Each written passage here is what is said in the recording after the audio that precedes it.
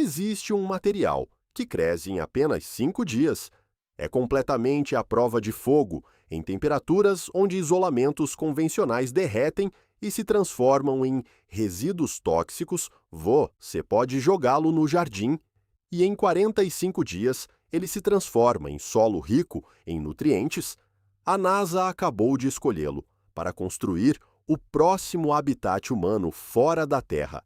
A IKEA adotou para enviar móveis para 50 países, e é quase certo que ele nunca apareceu dentro de uma casa comum. Isso não é uma descoberta teórica, esperando acontecer o material. Existe agora, as fábricas estão funcionando, a ciência está completamente resolvida. O que está faltando não é tecnologia, é permissão. E permissão, ao que parece, não é uma questão científica, é uma questão financeira. Bem-vindo aos segredos da natureza.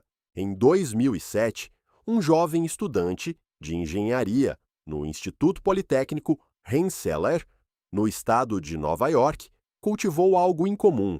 Debaixo da cama do seu dormitório, o nome dele era Eben Bayer. Não era uma planta, não era um produto químico sintético, era um material de construção. Ele cultivou um bloco sólido de resíduos agrícolas comprimidos, unidos completamente pelos filamentos radiculares de um fungo, isso é, micélio, a vasta rede subterrânea que mantém o solo das florestas unido há mais de 400 milhões de anos. O material desafiava toda a lógica da manufatura moderna. Crescia à temperatura ambiente. Não exigia eletricidade, não exigia insumos químicos, não exigia petróleo. Ele literalmente consumia talos de cânhamo, cascas de milho e serragem, exatamente os resíduos que as fazendas normalmente pagam para descartar. Em apenas 7 dias, esse fungo produzia um composto rígido, moldável e à prova de fogo que poderia substituir o material de espuma tóxica usado em praticamente todas as embalagens de eletrodomésticos eletrônicos e cargas frágeis no planeta. O material que ele foi projetado para substituir se chama poliestireno. Foi inventado em 1839 e produzido comercialmente desde 1931, leva cerca de 450 anos para se decompor, e mesmo assim nunca desaparece completamente. Cada pedaço de espuma de poliestireno já produzido ainda existe em algum lugar da Terra.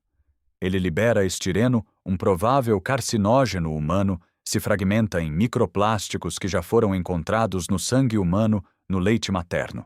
E nas regiões mais profundas do Oceano Pacífico por volume, é o material mais comum em aterros sanitários no mundo. Já os compósitos de micélio se decompõem em 45 dias, em uma pilha de compostagem comum, sequestram carbono durante o crescimento, em vez de liberá-lo, exigem 90% menos água e 40% menos energia para serem produzidos do que o poliestireno, e são naturalmente resistentes ao fogo. O poliestireno derrete a cerca de 115 graus Celsius e libera gases tóxicos como cianeto de hidrogênio. Ao queimar, o micélio carboniza, não derrete, não libera toxinas. Um estudo revisado por pares em 2025 confirmou que compósitos de micélio alcançam um potencial negativo de aquecimento global, sequestrando mais carbono ao longo de todo o seu ciclo de vida do que emitem. Eles limpam o ar enquanto crescem. O mundo corporativo percebeu isso. Em 2011, a Dell começou a enviar servidores em embalagens de micélio fortes, o suficiente para proteger equipamentos que valem dezenas de milhares de dólares. Em 2014, uma torre de 12 metros construída inteiramente com tijolos de micélio foi exibida no Museu de Arte Moderna de Nova York. Em 2020, a IKEA se comprometeu a substituir todo o poliestireno em sua cadeia global por micélio, e em junho de 2024, a NASA concedeu um financiamento de 2 milhões de dólares para um projeto de arquitetura com micélio em seu centro de pesquisa no Vale do Silício. A missão era clara: cultivar habitats humanos na Lua e em Marte a partir de fungos. A cientista líder Lynn Rothschild descreveu a estratégia de forma direta. Projetos tradicionais são como uma tartaruga carregando sua casa nas costas. Em vez disso, astronautas levariam fungos dormentes, ativariam com água e cultivariam suas casas ao chegar. O material que não consegue entrar na sua casa está sendo preparado para ser levado para fora da terra. Isso não é coincidência. Isso não é coincidência. É o resultado direto de como um material ganha o direito legal de existir dentro de uma casa, porque para ser utilizado em construção residencial, ele precisa ser certificado por padrões definidos por uma organização chamada ASTM International, responsável por determinar exatamente do que um edifício pode ou não ser feito, e ao longo de décadas, esses padrões foram moldados em torno de um único material. A ASTM mantém normas específicas para a espuma de poliestireno desde 1958 e durante mais de 60 anos, todos os testes, todos os critérios de mercado e todos os códigos de construção foram estruturados com base nas propriedades desse material, criando um sistema onde tudo já está alinhado para que ele continue sendo a escolha padrão. O micélio não possui uma certificação equivalente dentro desse sistema, e isso sozinho já muda tudo porque sem essa aprovação formal, construtores não podem utilizá-lo legalmente. Seguradoras se recusam a cobrir projetos que utilizam materiais fora das normas e órgãos reguladores simplesmente negam qualquer permissão de construção. Isso significa que a barreira não está na ciência. A ciência já comprovou que funciona, a barreira está no papel. E esse papel foi escrito ao longo de décadas por uma indústria que lucra mantendo exatamente esse padrão sem mudanças. A organização que mais investe para garantir que essas regras não evoluam é o American Chemistry Council, um grupo que representa algumas das maiores empresas petroquímicas do mundo, incluindo Dow DuPont, ExxonMobil e Chevron, além dos principais fabricantes de plásticos. Entre 2020 e 2021, produtores de plástico e suas associações declararam quase 200 milhões de dólares em lobby federal contra legislações que reduziriam o uso de plástico. E esse movimento não é teórico, ele acontece em nível local e global com resultados muito concretos. Em 2024, no estado de Nova York, essa mesma organização gastou cerca de 930 mil dólares para bloquear um único projeto de lei que exigiria que empresas arcassem com o custo do descarte do próprio lixo plástico, uma mudança que criaria imediatamente demanda por alternativas como o micélio, mas o projeto não foi aprovado. Esse padrão se repete em 1999, a China proibiu recipientes de poliestireno expandido, mas em 2013, após pressão direta da indústria, a proibição foi revertida, mostrando que a decisão não depende apenas de eficiência ou segurança, mas de forças econômicas muito maiores. O mercado global de embalagens de poliestireno movimenta cerca de 28 bilhões de dólares por ano, e o uso desse material na construção adiciona mais 12 bilhões, e esses números não são neutros, eles sustentam sistemas inteiros de influência, regulamentação e padronização. Mas enquanto isso acontece, o material superior já existe, já foi testado, já foi utilizado em escala e continua fora do sistema, não por falta de desempenho, mas por falta de alinhamento com esse modelo econômico. 1 metro cúbico de concreto pesa aproximadamente 2.400 quilos, enquanto 1 metro cúbico de micélio pesa cerca de 43 quilos, e mesmo assim, proporcionalmente ao peso, ele pode apresentar resistência comparável ou superior ao mesmo tempo em que oferece isolamento térmico equivalente ao poliestireno.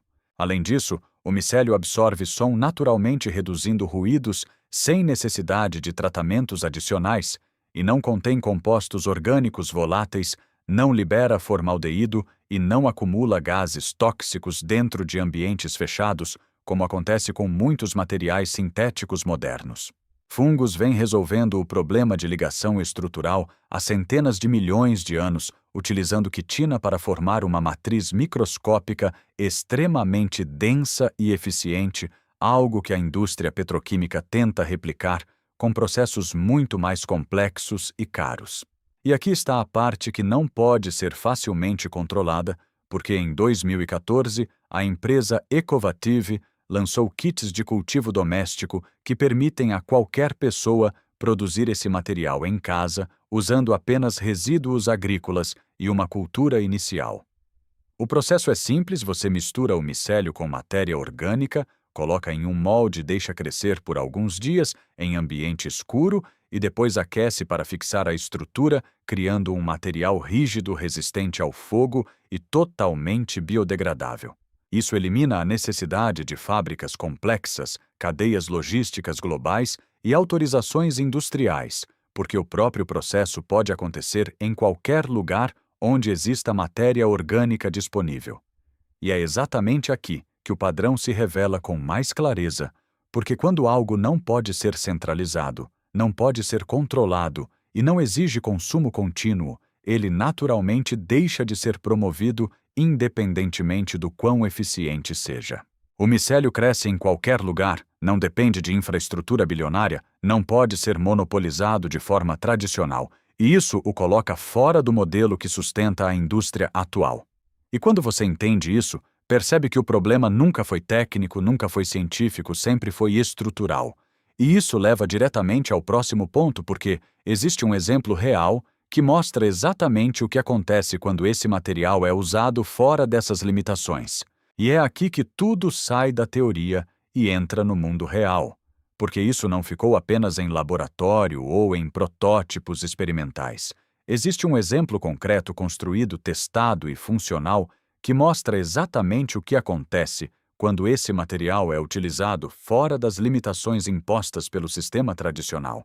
Em 2024, uma organização sem fins lucrativos chamada MycoHub concluiu a construção de uma casa totalmente isolada e resistente ao fogo na Namíbia, utilizando exclusivamente tijolos de micélio, produzidos a partir de árvores invasoras, locais materiais, que antes eram considerados um problema e que agora se tornaram a base de uma solução completa. Essas árvores precisavam ser removidas das terras agrícolas e, em vez de serem descartadas, foram transformadas em matéria-prima para o crescimento do micélio, criando um ciclo onde o que antes era desperdício passou a ser recurso, reduzindo custos e, ao mesmo tempo, restaurando o equilíbrio do solo. O custo total da construção foi de aproximadamente $8.000, sem o uso de poliestireno sem compensados, tratados com formaldeído, sem qualquer material sintético convencional, apenas recursos naturais reorganizados por um processo biológico que já existe há milhões de anos. Esse projeto não surgiu isoladamente. Ele é resultado direto de pesquisas ligadas à arquitetura com micélio. As mesmas linhas de estudo que a NASA está desenvolvendo para habitats fora da Terra, o que significa que a mesma tecnologia considerada adequada para a Lua ainda não é aceita dentro de códigos de construção locais. E isso revela uma diferença fundamental entre o que é possível e o que é permitido, porque tecnicamente o material já provou sua eficiência, já demonstrou resistência, isolamento e durabilidade, mas continua fora do sistema formal que define o que pode ou não ser utilizado. O que isso mostra não é uma limitação do material, mas uma limitação do modelo, porque quando uma solução não depende de produção contínua, não exige reposição constante e não cria um fluxo recorrente de consumo, ela não se encaixa facilmente em uma estrutura econômica baseada exatamente nesses princípios. E, ao mesmo tempo, a própria natureza do micélio torna esse sistema impossível de controlar. De forma centralizada, ele cresce, onde existe matéria orgânica, não exige infraestrutura industrial, não depende de cadeias globais de fornecimento e pode ser produzido em escala local por qualquer pessoa com acesso a resíduos agrícolas. Isso muda completamente a lógica porque, em vez de depender de grandes fábricas, transporte e distribuição, o material pode ser cultivado diretamente no local onde será utilizado, eliminando etapas inteiras do processo tradicional e reduzindo drasticamente o custo energético envolvido. E aqui está o ponto que a maioria das pessoas não percebe de imediato. Não estamos falando apenas de substituir um material por outro, estamos falando de substituir um sistema inteiro por um processo que funciona de forma oposta, descentralizada, regenerativa e contínua. O micélio não apenas cria estruturas, ele participa do ciclo natural do solo, integra-se ao ambiente, e, ao final de sua vida útil, retorna como nutriente, fechando um ciclo que não gera resíduos permanentes e não acumula poluição ao longo do tempo. Enquanto isso, materiais sintéticos seguem o caminho oposto, são produzidos com alto custo energético, utilizados por períodos curtos e descartados, em ambientes onde permanecem por séculos, criando um acúmulo contínuo de resíduos que nunca desaparecem completamente. E quando você coloca esses dois sistemas lado a lado, a diferença deixa de ser apenas técnica e se torna estrutural, porque um deles depende de extração, produção e descarte contínuo, enquanto o outro depende apenas de crescimento, transformação e reintegração. E isso nos leva de volta ao ponto central, porque a tecnologia não está faltando, o conhecimento não está perdido e os exemplos já existem. O que falta é a integração desse conhecimento dentro de um sistema que atualmente não foi construído para acomodar soluções desse tipo. E quando você entende isso completamente, percebe que a pergunta nunca foi se o micélio funciona, a pergunta sempre foi por que ele ainda não está sendo utilizado em larga escala, mesmo já tendo provado repetidamente que pode substituir materiais existentes com vantagens claras. E é exatamente essa pergunta que leva à parte final, porque quando algo funciona, quando já foi testado, documentado e demonstrado, mas ainda assim permanece fora do padrão, existe sempre um motivo maior por trás disso. E esse motivo não está na biologia, não está na engenharia e não está na ciência, ele está em outro lugar. E é exatamente isso que você vai ver agora.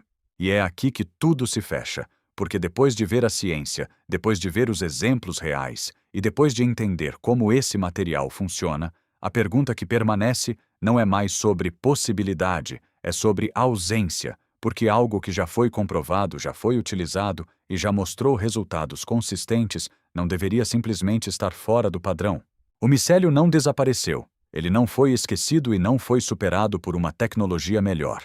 Ele continua existindo, continua sendo estudado e continua sendo utilizado em contextos específicos, mas não entrou no sistema dominante que define o que a maioria das pessoas conhece como construção ou embalagem.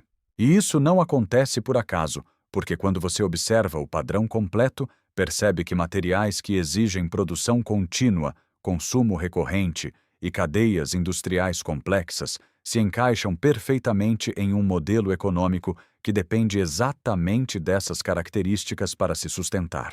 Já um material que cresce sozinho, que pode ser produzido localmente, que não exige reposição constante e que retorna ao ambiente sem deixar resíduos permanentes, funciona de forma oposta. Ele reduz dependência, elimina etapas e não gera fluxo contínuo de consumo. E quando algo reduz dependência, ele naturalmente deixa de ser prioridade dentro de um sistema que foi construído para manter essa dependência ativa, não porque seja melhor, mas porque sustenta uma estrutura econômica inteira. Isso significa que a ausência do micélio não é um acidente técnico, não é uma falha de desenvolvimento e não é uma limitação científica, é uma consequência direta de como decisões são tomadas quando diferentes interesses entram em jogo. E quando você entende isso, começa a perceber que o conceito de permissão não tem relação com o que funciona, mas com o que se encaixa, porque a ciência já confirmou, os testes já foram feitos e os resultados já foram demonstrados, mas a integração depende de fatores que vão além da eficiência. E é exatamente nesse ponto que a perspectiva muda, porque você deixa de ver o micélio como uma alternativa curiosa e passa a enxergá-lo como um exemplo claro de como soluções podem existir por décadas sem se tornarem padrão simplesmente por não se alinharem ao sistema dominante. Ao mesmo tempo, isso abre uma possibilidade diferente, porque, ao contrário de muitos outros materiais, o micélio não depende de autorização centralizada para começar a ser utilizado em pequena escala. Ele pode ser cultivado, testado e compreendido diretamente por quem tem acesso ao conhecimento. Isso não significa substituir todo o sistema de uma vez, mas significa entender que existem caminhos paralelos, formas de aplicar esse conhecimento em contextos específicos, explorando aquilo que já está disponível sem depender de estruturas maiores para validar cada passo. E talvez essa seja a parte mais importante de toda essa história, porque não se trata apenas de um material, se trata de como você passa a olhar para soluções que já existem, mas que não foram apresentadas como padrão, e de como isso muda a forma como você interpreta o que é ou não possível. Quando você começa a conectar esses pontos, percebe que o que parece ausência muitas vezes é apenas invisibilidade, e que aquilo que não foi amplamente adotado nem sempre deixou de existir, apenas deixou de ser mostrado com clareza. E é exatamente por isso que esse tipo de informação continua relevante, porque enquanto ela não é discutida, ela permanece fora do alcance da maioria das pessoas, e quando começa a ser compartilhada, ela volta a ocupar espaço, mesmo que de forma gradual. Se isso mudou a forma como você enxerga o que pode ser construído, enviado ou até mesmo cultivado, compartilha isso com alguém que nunca ouviu falar desse material, porque esse tipo de conhecimento só continua existindo quando circula. E se você quer continuar explorando ideias como essa, onde ciência, história e soluções naturais se cruzam de formas que raramente são explicadas de maneira direta, então faz sentido continuar aqui com os segredos da natureza, porque ainda existem muitos outros sistemas materiais e conceitos que permanecem fora do radar, esperando alguém conectar as peças. Se inscreve no canal e ativa o sino, porque cada novo vídeo abre uma nova camada desse tipo de conhecimento, e quanto mais isso se espalha, mais difícil se torna manter essas ideias fora do que é considerado padrão. Obrigado por ficar até o final, e quando você começar a olhar ao seu redor com essa perspectiva, vai perceber que depois de entender, não tem como deixar de ver.